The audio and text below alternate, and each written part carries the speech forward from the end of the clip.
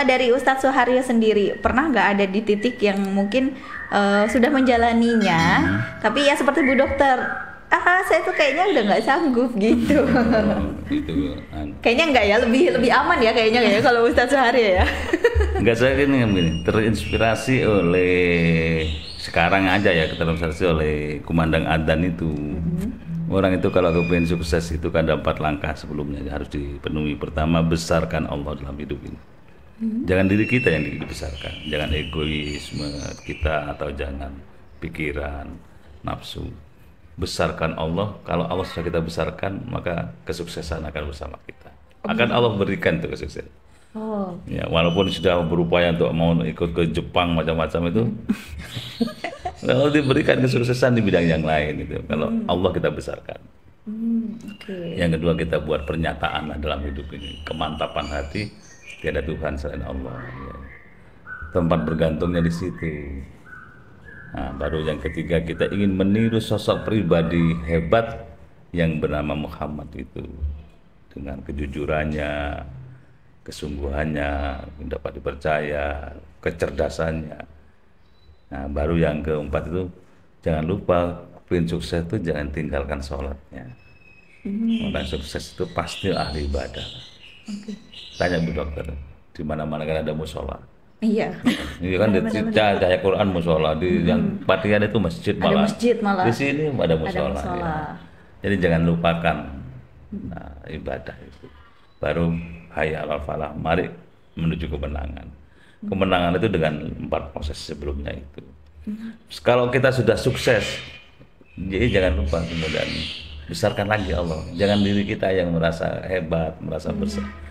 Saya itu memang orangnya diciptakan untuk hebat. jadi sukses gitu ya, iya. Untuk hebat gitu. Untuk hebat, dia jadi host yang baik gitu ya. Gak ada lagi nih. Baru yang misi terakhir itu dalam kehidupan kan la ilaha illallah itu. Kita nanti kalau bisa misi itu kita bawa sampai kita pejamkan mata yang abadi itu. Tiada Tuhan selain Allah. Man akhiru kalamihi la ilaha illallah dakhalal jannah. Barang siapa yang akhir hidupnya itu menyebut itu, mempertahankan misi la ilaha illallah, masuk surga. Jadi sukses kalau kita terinspirasi oleh kumandang muadzin yang setiap hari kita dengar itu, setidaknya ada 4 hal itu. Berarti Ustadz Suharyo belum pernah merasakan hal kayak burnout gitu ya untuk melakukan sesuatu itu. Belum ya, karena amunisinya Allah semata. Nah itu luar biasa beliau. Sekarang loh enggak kan dulu itu saya tidak tahu apakah itu. ini akan sukses atau tidak, nggak tahu, yang penting dijalani. Ya kan begini, orang dulu itu ada tipe anak itu sangunya banyak ya, tapi habis. Ada sangunya sedikit tapi bertahan.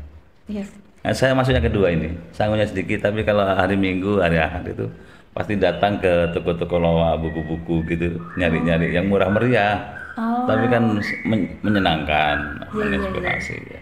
Oh iya. Jadi ada anak yang dikasih uang jajan 1 hari dihabisin, ada juga yang memang ditabung. Iya, walaupun sedikit. Iya. Dan beliau luar biasa, yang dicari kan buku.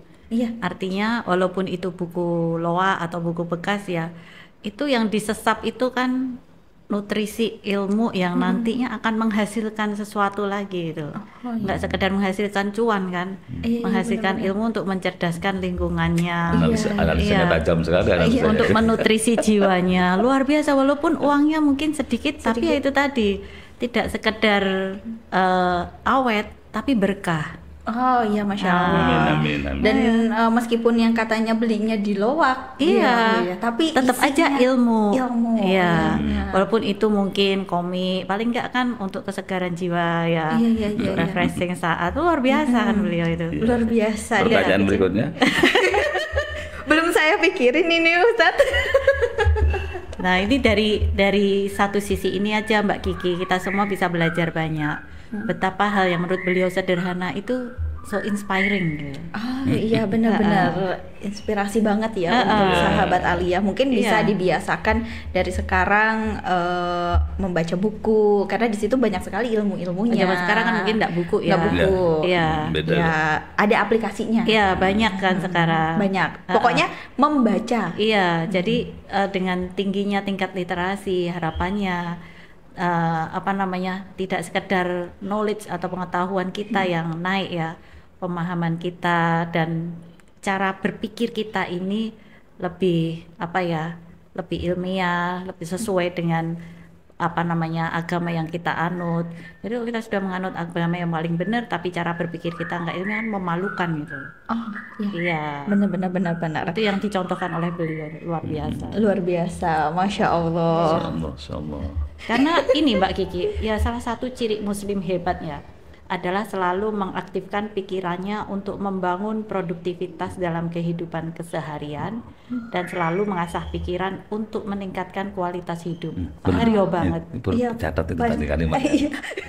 Iya benar-benar. Catat bagus kalimatnya. Ya catat Intinya bagus untuk. pesan-pesan yang disampaikan beliau itu dalam. Oh iya. Tapi itu juga yang disampaikan Bu Dokter juga emang Pak Hari banget ya, Ustadz Suharyo banget. Benar, iya. Mm-mm. Karena bagi kita semua ya, kalau kita mengaku muslim, pikiran itu adalah sesuatu yang paling berharga dalam kehidupan. Bukan fisik ya. Walaupun kita tidak meremehkan fisik yang sehat, yang hebat itu juga penting, tapi pikiran yang sehat itu jauh lebih penting. Ya Allah penting. Sehingga itu akan membawa fisik kita mau sehat mau sakit itu untuk selalu menghasilkan suatu pemikiran yang luar biasa seperti beliau ini. Ya, sejalan dengan Masya Allah. itu, ya tidak harus ke saya objeknya ya. Kan Tapi siapa lagi, sejalan dengan Ustaz? itu, Yusuf Qaradawi itu memberikan garis bahwa kewajiban kita itu kan ada 5 itu ya. Yang pertama itu mengilmui agama itu secara komprehensif ya, dan holistik kalau bisa. Kemudian yang kedua itu menghayati ajaran agama sebagai sebuah proses.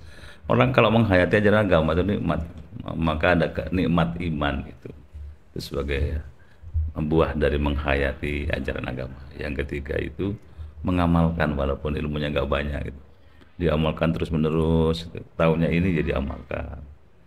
Maka orang masuk surga itu besok itu bukan karena ilmunya dalam, tapi pengamalan dari ilmu yang dimilikinya itu. Allah cinta kepada hambanya, mengamalkan ilmunya walaupun ilmunya sedikit. Amalkan apa yang kita miliki walaupun sedikit.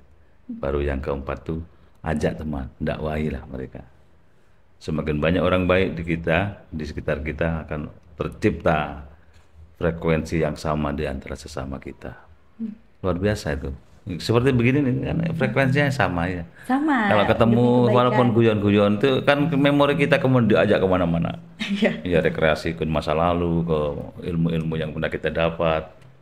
Ini bagian dari bagaimana kita mengajak orang di sekitar kita satu frekuensi. Baru yang kelima itu bela kalau ada apa istilahnya tangan-tangan jahil ingin mengotori ajaran agama Tuhan, itu agama Allah. Tugas kita bersama seperti itu. Maka podcast begini ini kan tidak jauh-jauh dari upaya untuk menjaga agama Allah dari tangan-tangan jahil yang ingin mengotorinya. Iya. Dan itu juga sudah dilakukan oleh Ustadz Suharyo juga ya Bu Dokter ya untuk mengamalkan pikiran-pikirannya dengan menciptakan sebuah buku gitu ya Bu Iya, Dokter ya. itu Dan itu tidak- juga jariah ya. Jadi memang Mbak Kiki, tidak hanya Ustadz Suharyo, kita semua harus seperti itu, seperti yang sudah beliau ungkapkan dari guru kita semua ya, Syekh Yusuf Qaradawi itu kan yang ulama yang luar biasa, yang barusan meninggal juga di usia yang sepuh 90-an kalau nggak salah ya, lebih itu, tapi beliau produktif sekali, menulis banyak buku dan mengajarkan mungkin ribuan murid yang murid-muridnya juga jadi tokoh semua di negaranya masing-masing. Nah itu juga jariah yang luar biasa yang kita semua tentu bisa ikut mencontohnya walaupun dalam skup yang kecil, ke anak kita sendiri, ke murid-murid kita sendiri, ke keluarga, teman, walaupun mungkin kita secara tidak menyadarinya ya dari cara kita bermuamalah ya, dari tutur kata, lisan kita, dari perbuatan kita. Nah itu semua sebenarnya bisa jadi jariah bagi kita, maka jangan pernah meremehkan apapun hasil dari buah pikiran kita ini.